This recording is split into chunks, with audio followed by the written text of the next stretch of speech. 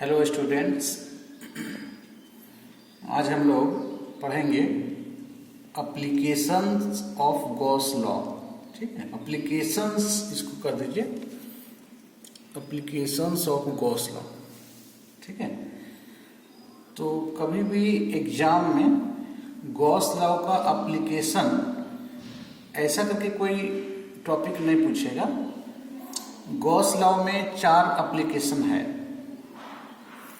तो 4 एप्लीकेशन है तो कोई एक एग्जाम में पूछा जाता है। पिछले क्लास में हम लोग गॉस लॉ के बारे में पढ़ रहे थे। अब हम लोग गॉस लॉ का एप्लीकेशंस पढ़ेंगे। गॉस लॉ के 4 एप्लीकेशन हैं।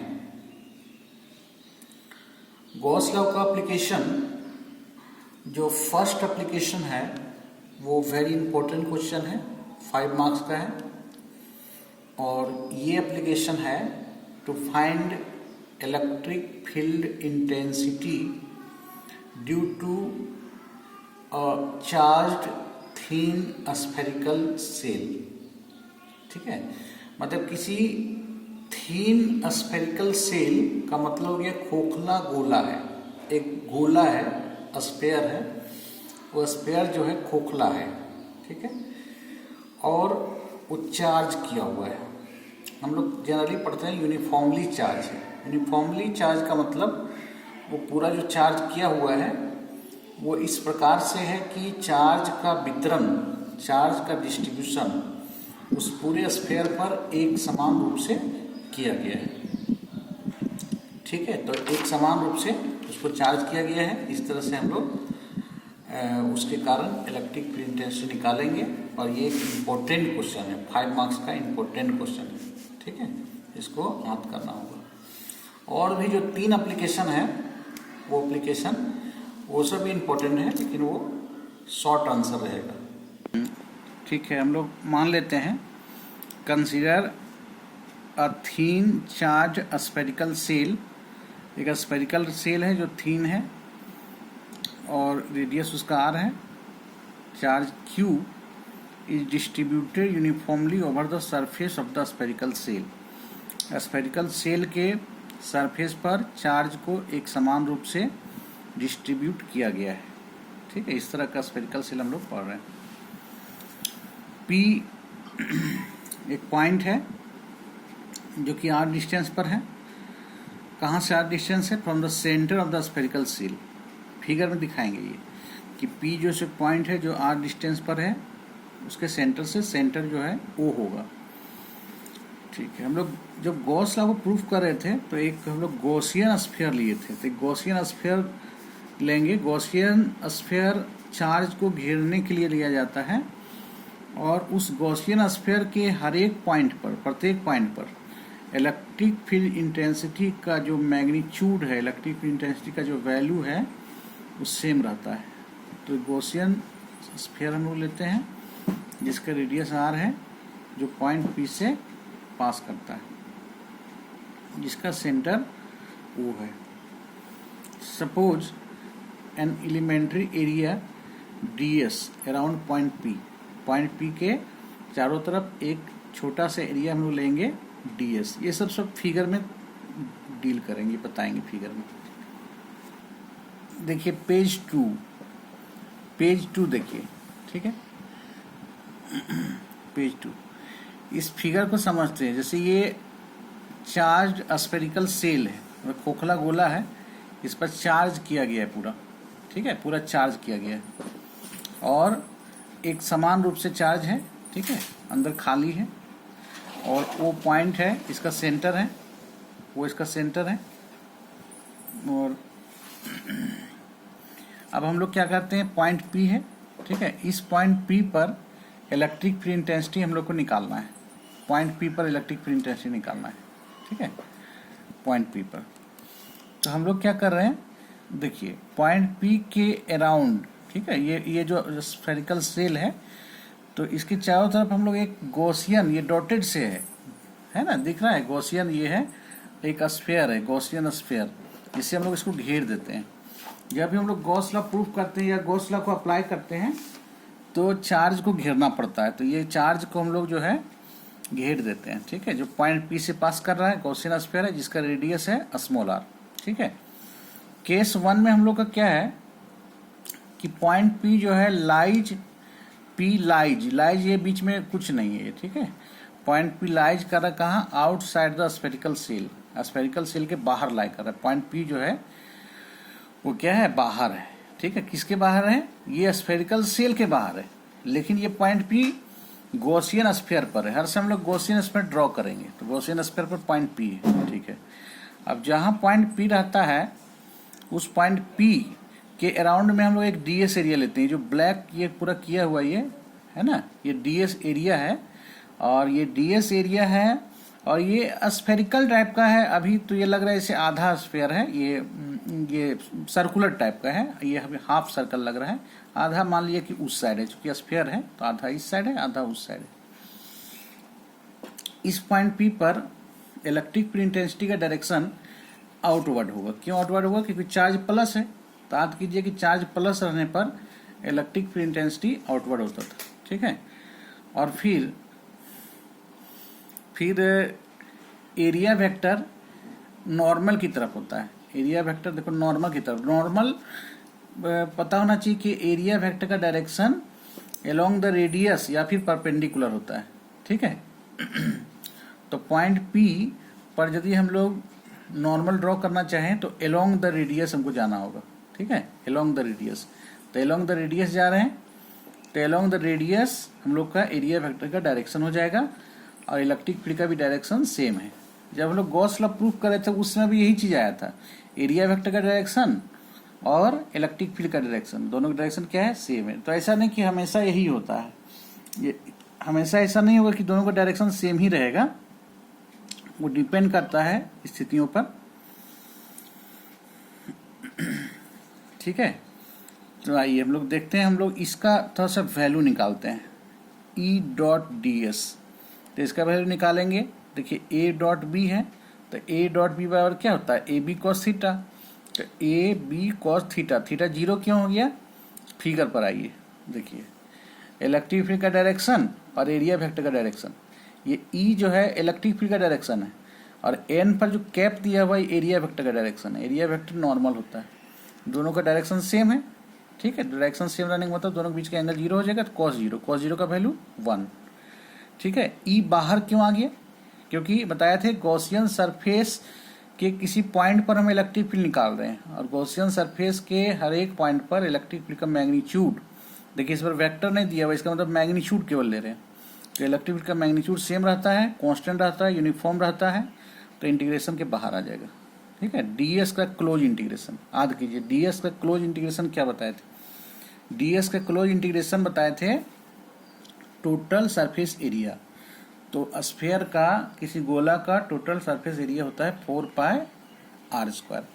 मान लीजिए सिलेंडर होता तो सिलेंडर का सरफेस एरिया क्या होगा, जैसे मान लीजिए पेन जो है लगभग ये सिलेंडर है यहाँ से यहाँ तक, तो इसका सरफेस एरिया का फॉर्मूला 4 पाई आर स्क्वायर नहीं होता है, इसका फॉर्मूला होता है 2 पाई आर एल, ये वाला 2 पाई आर एल, ठीक है। यदि इसको भी जोड़ देंगे तो फिर pi R square plus pi R square 8 हो जाता है। तो ये सिलेंडर नहीं स्फीयर है। अच्छा, पिछला केस में भी हम लोग जब डीएस का इंटीग्रेशन किए थे 4 पाई आर स्क्वायर ही लिखे थे, इसलिए क्योंकि वहां भी स्फीयर ही था। सिलेंडर अभी तक आया नहीं लेकिन आएगा, तो 4 पाई आर स्क्वायर, ठीक है। तो इसका वैल्यू हम लोग क्यों निकाले, ई डॉट डी एस का क्लोज इंटीग्रेशन को पढ़ते हैं, इसका वैल्यू हम लोग क्यों निकाले, क्योंकि इसका जरूरत पड़ेगा गॉस लॉ में। अब गॉस लॉ देखते हैं, देखिए Gauss law, E dot D S equal to Q by epsilon naught. इसको याद कीजिए, गॉस लॉ में इसको हम लोग क्या बोलते थे, इसको बोलते थे total electric flux over close surface equal to Q by epsilon naught, जहाँ क्यू क्या था, चार्ज। कौन सा चार्ज, जो क्लोज सरफेस के अंदर रहता था, ये क्लोज सरफेस के अंदर का चार्ज है। इसको हम लोग क्यू इन भी बोल सकते थे, क्यू इन भी यहाँ लिखते हैं, आई एन यहाँ इन भी लिख सकते हैं। तो फिगर देखिए फिर से, ये हम लोग का जो गॉसियन जो स्फीयर ये बना डॉटेड से है ना, ये जो गॉसियन स्फीयर है इसके अंदर टोटल कितना चार्ज है, इसके अंदर तो ये स्फेरिकल सेल है, इस स्फेरिकल सेल पर चार्ज कितना है, कैपिटल क्यू, ठीक है। तो इस स्फेरिकल सेल पर चार्ज है कैपिटल क्यू, मतलब गॉसियन स्फीयर के अंदर ये जो डॉटेड वाला स्फीयर है, ये काल्पनिक स्फीयर है, इसके अंदर टोटल चार्ज क्यू है। देखिए कैपिटल क्यू चार्ज, ठीक है, स्मॉल क्यू के जगह पर कैपिटल क्यू लिख दिए। इक्वेशन नंबर 2 हो गया। अब देखिए इक्वेशन 1 का LHS, इक्वेशन 2 का LHS सेम है, तो RHS हम लोग इक्वल कर देंगे। आते हैं पेज 3 पर। पेज 3 पर आइए।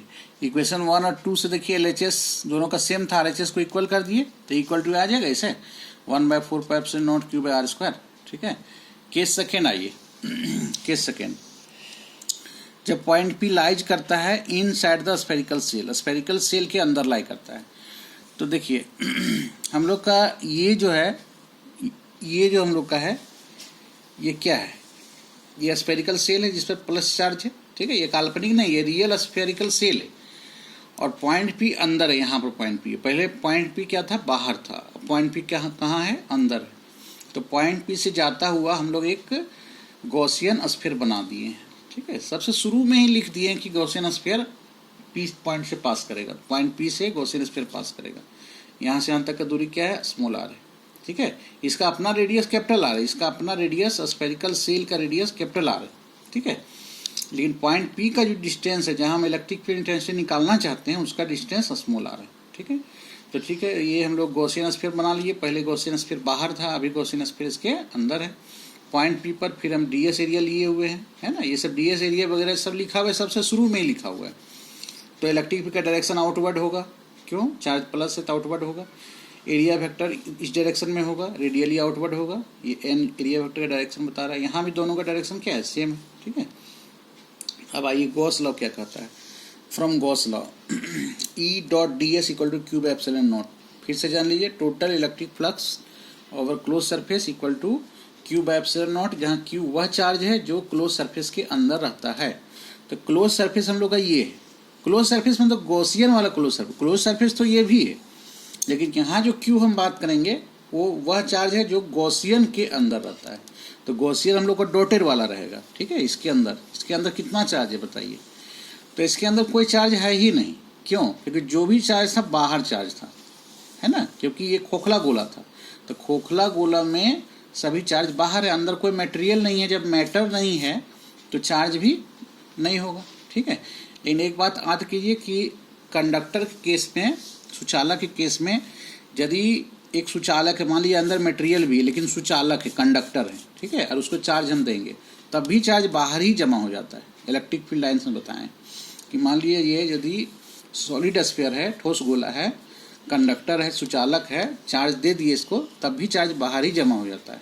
ठीक है, लेकिन ये क्या है, अभी खाली है, तो खाली है तो अंदर कोई चार्ज होने का कोई संभावना नहीं है, अंदर में कोई चार्ज नहीं है। तो इसका मतलब ये जो Q होता है, इसका मतलब होता है क्या, गॉसियन स्फीयर के अंदर का चार्ज, डॉटेड वाला जो स्फीयर होता है उसके अंदर का चार्ज। तो इसके अंदर कितना चार्ज है, 0, इसलिए Q के जगह पर क्या पुट कर दिए, 0। ठीक है, अब 0 बाय समथिंग क्या हो जाएगा, 0 हो जाएगा। और इधर E.ds cos 0 क्यों हो गया, क्योंकि डायरेक्शन सेम था।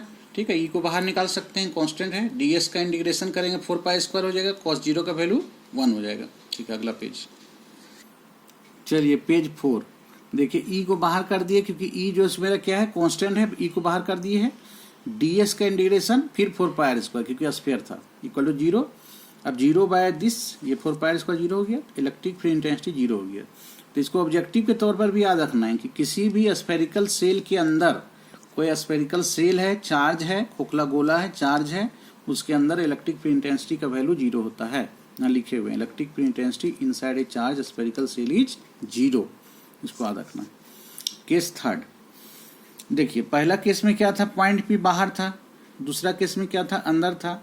अब पॉइंट P कहाँ होगा, when point P lies at the surface of the spherical shell, spherical shell के सरफेस पर है।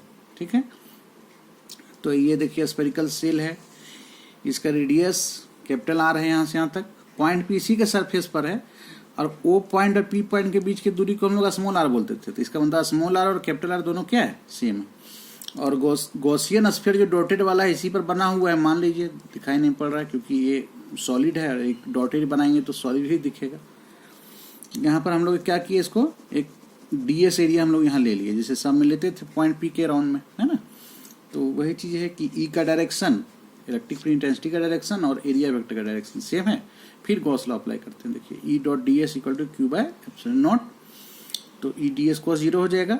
स्मॉल क्यू के यहाँ पर कैपिटल क्यू क्यों हो जा रहा है? क्योंकि स्मॉल क्यू का मतलब है, फॉर्मूला कहता है स्फेरिकल चार्ज के अंदर ये जो गॉसियन स्फीयर है उसके अंदर कितना चार्ज है। तो गॉसियन स्फीयर जो है हम लोग का यही तो है, इसके अंदर टोटल कितना चार्ज है क्यू। ये जो चार्ज दिखाई जा रहा है बाहर, तो समझिए जस्ट जो हम लोग ये बनाएंगे गॉसियन स्फीयर जस्ट बाहर होगा हम लोग का, है ना। तो स्मॉल क्यू के जगह पर हो गया कैपिटल क्यू। इसको सॉल्व करेंगे, डी एस का इंटीग्रेशन हो जाएगा 4 पाई आर स्क्वायर। देखिए 4 पाई आर स्क्वायर, है ना, कैपिटल आर स्क्वायर लिख दिए क्योंकि स्मॉल आर के जगह पर कैपिटल आर हो जाएगा, और क्यू बाय एप्सिलॉन नॉट। तो फॉर्मूला आ गया E equal to 1/4 pi epsilon naught Q by R square. 3 formula आया। बाहर के सरफेस पर कैपिटल आर स्क्वायर है, अंदर वाले में स्मॉल आर स्क्वायर था, और इन साइड में इलेक्ट्रिक फील्ड इंटेंसिटी 0 है, ठीक है। बाहर में कैपिटल आर स्क्वायर है, और जब बाहर नहीं, ये सरफेस पर है एक्चुअली, सॉरी ये सरफेस पर है, और जब हम बाहर की बात करते हैं तो यहाँ स्मॉल आर स्क्वायर होता था, ठीक है। अब आते हैं पेज 5 पर। पेज 5 देखिए, इसमें हम लोग दूसरा एप्लीकेशन पढ़ेंगे। दूसरा एप्लीकेशन इसमें क्या है topic, to find electric field intensity due to a point charge. Point charge के कारण इलेक्ट्रिक फील्ड इंटेंसिटी निकालना है बाय यूजिंग गॉस लॉ।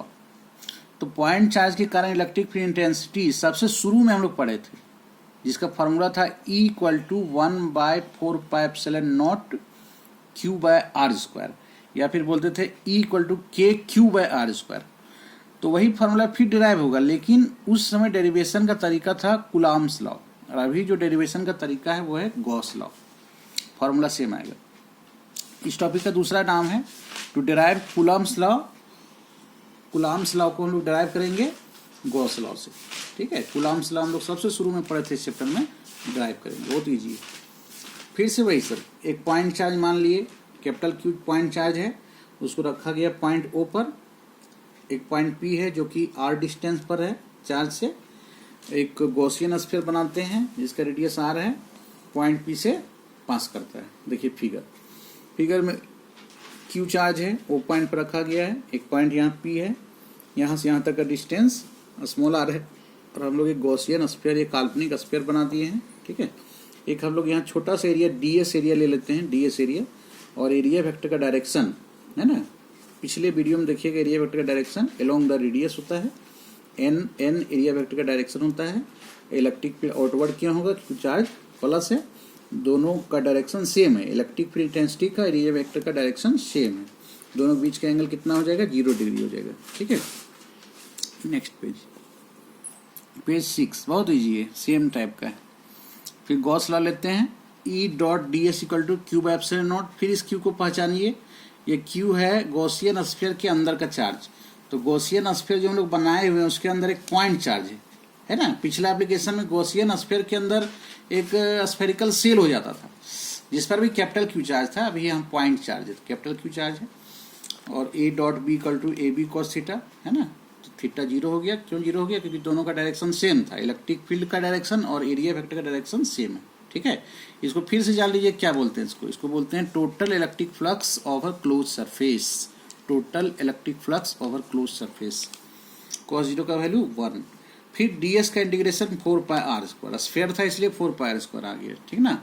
अगला एप्लीकेशन में जो है सो मिलेगा सिलेंडर, तो वहाँ पे ये फॉर्मूला चेंज हो जाएगा। तो क्यू बाय एप्सिलॉन नॉट, तो इक्वल टू देखिए फिर से वही फॉर्मूला है ना, 1/4 पाई एप्सिलॉन नॉट, जिसको k बोलते थे, k Q by R square, ठीक है। थोड़ा सा हम लोग आगे बढ़ते हैं, इससे हम लोग क्या करेंगे, कूलॉम्स लॉ को प्रूव करेंगे। चलिए, तो एक another point charge small Q है ना। जैसे कैपिटल क्यू चार्ज हम लोग पॉइंट ओ पर रखे हुए थे, हम लोग का फिगर था ना, फिगर थोड़ा देखते हैं। देखिए इस फिगर में एक कैपिटल क्यू चार्ज है जो पॉइंट ओ पर है, एक स्मॉल क्यू चार्ज हम लोग पॉइंट पी पर यहाँ रख देते हैं, ठीक है। तो ये कितना फोर्स एक्सपीरियंस करेगा इसके द्वारा, क्योंकि इसके इलेक्ट्रिक फील्ड में, इस चार्ज के इलेक्ट्रिक फील्ड में ये चार्ज रखा हुआ है, तो निश्चित रूप से ये फोर्स एक्सपीरियंस करेगा। कितना फोर्स एक्सपीरियंस करेगा, हम लोग पढ़े थे F equal to Q E, है ना। F equal to Q E formula experience करेगा, बोलेंगे F बराबर क्यू ई, कहाँ से आया,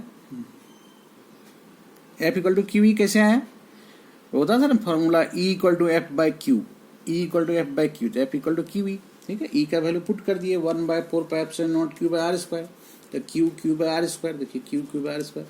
क्या ये कुलाम्स लॉ है? कुलाम्स लॉ में हम लोग पढ़ते थे एफ इक्वल टू 1/4πε0, इसके जगह पर के होता था जिसका वैल्यू 9 गुना 10⁹ होता था, इसका भी वैल्यू वही 9 गुना 10⁹ होता है, क्यू बाई आर स्क्वायर। ये कुलाम्स लॉ है क्योंकि वहाँ Q1 Q2 लिखते थे। Q1 Q2 का मतलब है एक चार्ज गुना दूसरा चार्ज, और यहाँ capital Q into small q का भी वही सेम मीनिंग है, एक चार्ज गुना दूसरा charge divided by R square. R square क्या है? दोनों चार्ज के बीच का डिस्टेंस। तो हम लोग एप्लीकेशन 3 और एप्लीकेशन 4 दो एप्लीकेशन और पढ़ेंगे, तो हम लोग का गॉस लॉ कंप्लीट हो जाएगा। उसके बाद हम लोग एक बार रिवीजन कर लेंगे, थोड़ा न्यूमेरिकल्स कुछ बना लेंगे। Thank you.